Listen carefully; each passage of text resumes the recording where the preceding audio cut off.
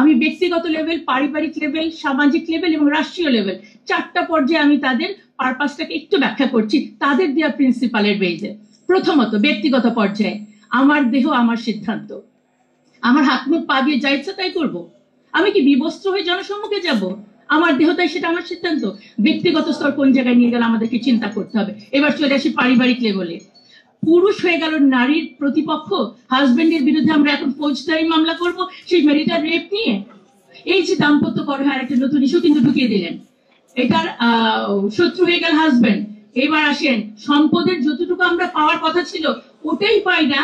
নারীরা বাবা এবং ভাইয়ের সাথে সেটা নিয়ে কিন্তু অনেক ভাইদের সাথে অনেক ধরনের কলহ আছে। এখন আপনি আমাকে আরো 1 ডিগ্রি বাড়িয়ে দিলেন, মানে পরিবারে হাজবেন্ড, ভাই, বাবা সবাই এখন আমার শত্রু হলো। এবার চলে আসি সমাজ লেভেলে, সেখানে কি হলো? পতিতাবৃত্তিকে করে দিলেন আপনি লিগাল পেশা হিসাবে।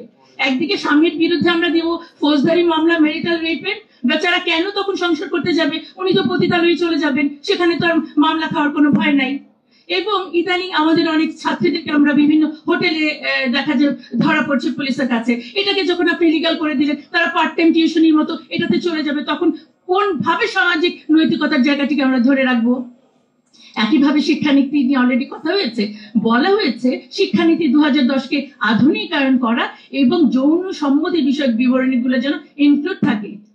আমরা এটিকে ব্যাখ্যা করতে চাই, আমরা আশা করি বুঝতে পারছি। এবং গণমাধ্যম, আপনারা যারা এখানে আছেন, বলা হচ্ছে গণমাধ্যমে নৈতিকতা, অশ্লীল যে শব্দগুলো ব্যবহার করা যাবে না,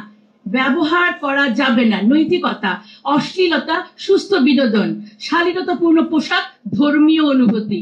আমি এই কথাগুলো গণমাধ্যমে বলতে পারবো না। আমি গণমাধ্যমকে তাহলে কোন পারপাসে ব্যবহার করছি? আরেকটা শব্দ, গণমাধ্যমে জেন্ডার স্টেরিওটাইপ কথা, ঘরের কাজ শুধু নারীর এবং নারীরা ধূমপান করবে না, এই কথাগুলো বলা যাবে না। আমি বলতে চাই ধূমপান তো নারী পুরুষ দুজনের জন্যই খারাপ, তাহলে নারীরা ধূমপান করবে না এই কথাটা বলা যাবে না কেন? আমাদের উদ্দেশ্যটা বুঝতে হবে তাদের। এবং ধর্মের সাথে সাংঘর্ষিক আইনের ফলে সামাজিক অবস্থা কতটা অস্থিতিশীল হয়েছে আমরা তাদের রিপোর্ট প্রদানের পর থেকে এখন পর্যন্ত এটি বুঝতে পেরেছি। তাহলে ব্যক্তিগত লেভেল, পারিবারিক লেভেল, সামাজিক লেভেল ক্লিয়ার। এবার চলে আসলাম আমি রাষ্ট্রীয় লেভেলে। এটি একটি ইহজাগতিক মানে প্রতিষ্ঠান, অবশ্যই তাই, তাদের সাথে ধর্মের কোনো সম্পর্ক নাই। কিন্তু আমাদের বক্তব্য হচ্ছে শুধু রাষ্ট্র কেন, ধর্ম ছাড়া কোনো প্রতিষ্ঠান টিকে থাকতে পারে না। এবং দুঃখজনক, তারা বলেছে সংবিধান থেকে নৈতিকতা এবং শালীনতা শব্দ দুটো বাদ দিতে হবে। বাকি আর থাকলো কি আমাদের? দেখেন, আসন বাড়িয়ে মানে যে আপনারা দেখবেন যে 300 আসনকে বাড়িয়ে 600 আসন করতে বলেছে। হ্যাঁ, তার মানে কি মমতা এবং শ্রমিক আসাদের সংখ্যা আরো বাড়বে।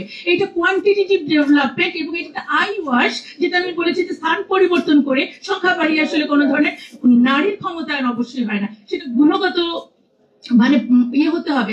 যেমন গত পার্লামেন্ট বা গত 15 বছরের পার্লামেন্টে আমাদের প্রধানমন্ত্রী, স্পিকার, আমাদের বিরোধী দলনেত্রী তারা সবাই নারী ছিলেন। আমরা কি দেখলাম? একজন নারী নেতৃত্ব ফ্যাসিবাদের অনেক পুরুষ ফ্যাসিস্টকেও তিনি ছাড়িয়ে গেছেন। তো সুতরাং সংখ্যা ভিত্তিক এবং পজিশন ভিত্তিক কাউকে বসালে সেটা ক্ষমতায়ন বলা যায় না। এবং লাস্ট যেটা বলা হলো মৃত্যুদণ্ড বাতিল করতে হবে। তার মানে কি দাঁড়ালো? একেবারে সাজাই আমরা ব্যক্তিগতভাবে আমি স্বেচ্ছাচারী হয়ে উঠতেই পারি, সামাজিক মূল্যবোধ এবং ধর্মকে আমি তোয়াক্কা না করতেই পারি, এবং যত বড় অপরাধ হোক আমাকে মৃত্যুদণ্ড দেওয়া যাচ্ছে না। সুতরাং এর চেয়ে বড় অরাজক অবস্থা আর কি হতে পারে?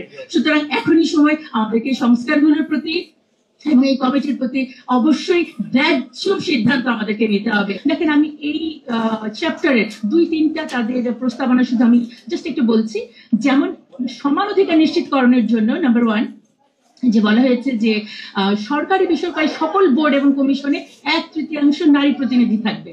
শুধু তাই না, বিসিএস সহ সকল নারী মানে চাকরিতে নারীদের নিয়োগে বিশেষ পদক্ষেপ মানে হচ্ছে ধরেন কোটা।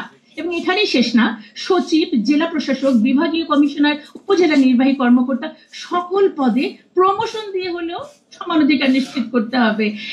চিন্তা করে দেখেন, যে আলোচনাটা অলরেডি হয়ে গেছে যে জুলাই আন্দোলনে এই কোটা থেকে সূত্রপাত হয়েছিল, আর এর পরবর্তীতে আমরা প্রশাসন এবং সব জায়গায় সেই কোটাকেই পদক্ষেপ হিসেবে নিচ্ছি আমরা।